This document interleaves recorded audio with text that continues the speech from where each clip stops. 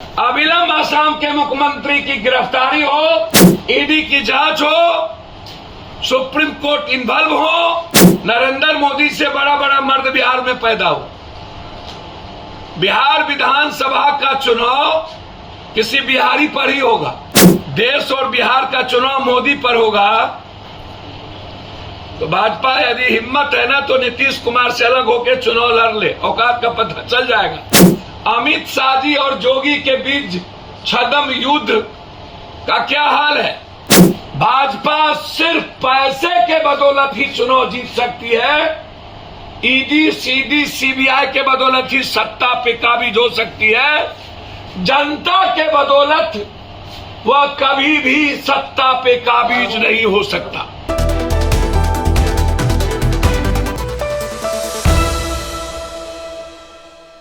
नमस्कार, आप देख रहे हैं इनसाइड प्रेस। मैं हूं आपके साथ नाजिश मेहताब। बता दें कि जिस तरह से बिहार में लगातार महंगाई बढ़ती जा रही है और बेरोजगारी दर जो है वो भी लगातार बढ़ती जा रही है, आज उसको लेकर पप्पू यादव ने प्रेस वार्ता किया है, जिसमें वो सरकार के खिलाफ जिस तरह से लड़ाई लड़ रहे हैं। आपको बता दें कि उन्होंने बोला है कि अब वो सरकार के खिलाफ सड़कों पर उतरेंगे। आइए चलकर पहले सुनिए कि वो प्रेस वार्ता में क्या कुछ कह रहे हैं। अविलंब असम के मुख्यमंत्री की गिरफ्तारी हो, ईडी की जांच हो, सुप्रीम कोर्ट इन्वॉल्व हो। क्या बिहार में कोई मर्द या कोई नरेंद्र मोदी से बड़ा बड़ा मर्द बिहार में पैदा हो।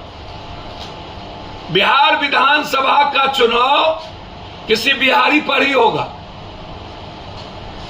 नरेंद्र मोदी पर जो भाजपा कहती है कि देश और बिहार का चुनाव मोदी पर होगा, तो भाजपा यदि हिम्मत है ना तो नीतीश कुमार से अलग होकर चुनाव लड़ ले, औकात का पता चल जाएगा। या बिना गठबंधन के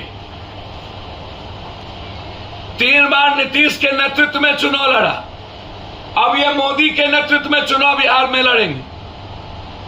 ये यूपी नहीं है। पहले भाजपा देश को यह बताए, ये जो भाई बहन और कहते हैं कि कोई पार्टी नहीं, अमित शाह जी और जोगी के बीच छद्म युद्ध का क्या हाल है। गडकरी जी, राजनाथ सिंह जी और अन्य केंद्रीय मंत्री ने जो भाजपा के राजनीतिक और सत्ता में बैठने के जो तरीके पर सवाल खड़े किए, क्या ये सही में लोकतांत्रिक मूल्यों के लिए वो सही बात नहीं है। हालांकि जज मुख्य न्यायाधीश ने भी कहा यह सही राजनीति नहीं है, विपक्ष को मजबूत करने की जरूरत है। और यही एकात्मवाद भाजपा सिर्फ पैसे के बदौलत ही चुनाव जीत सकती है। ईडी, सीडी, सीबीआई के बदौलत ही सत्ता पे काबिज हो सकती है। जनता के बदौलत वह कभी भी सत्ता पे काबिज नहीं हो सकता। 13 अगस्त 2022 को वरिष्ठ नेताओं की, पदाधिकारियों की कार्यशाला रखी गई है पटना में 13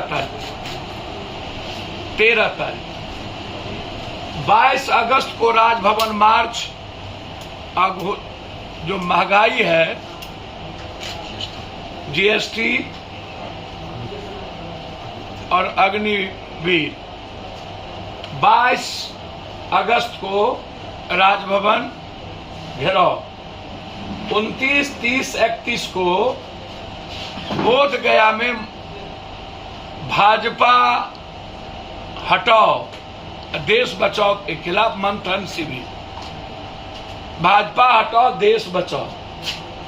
और 11 सितंबर से बगहा की धरती से, महात्मा गांधी की धरती से बेरोजगारी सभा और अपराध मुक्त हम शुरू करेंगे 11 सितंबर से। रथ के द्वारा वहां से निकलेंगे और पूरे बिहार में देश के और बिहार के हालात के बारे में कि 40 सालों से बिहार की दुर्गति और देश की दुर्गति 8 सालों में जो हुई है, जो आज गृह युद्ध की ओर स्थिति है, 140 करोड़ लोगों को मारने की साजिश, कॉरपोरेट की सरकार और कॉरपोरेट के द्वारा देश के लोकतांत्रिक मूल्यों पर हमला, पहले बेंगलोर, फिर मध्य प्रदेश, फिर महाराष्ट्र और अब झारखंड।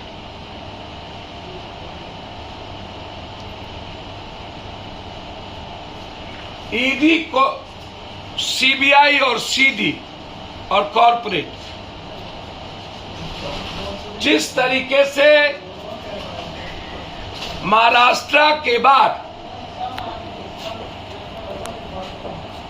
तो जैसा कि आपने सुना कि पप्पू यादव ने साफ तौर पे कहा है कि बेरोजगारी, बढ़ती बेरोजगारी और साथ ही साथ जिस तरह से महंगाई बढ़ती जा रही है उसको लेकर पप्पू यादव जो है वो पटना में 22 अगस्त को जो है वो मार्च करेंगे राजभवन की ओर, और इस तरह से केंद्र सरकार और राज्य सरकार के खिलाफ जो है वो नाराजगी जो है वो अपनी दर्ज करेंगे। इसी तरह के तमाम खबरों के लिए आप बने रहे हमारे साथ और देखते रहें साइड प्रेस। मैं हूं आपके साथ नाज़िश मेहताब।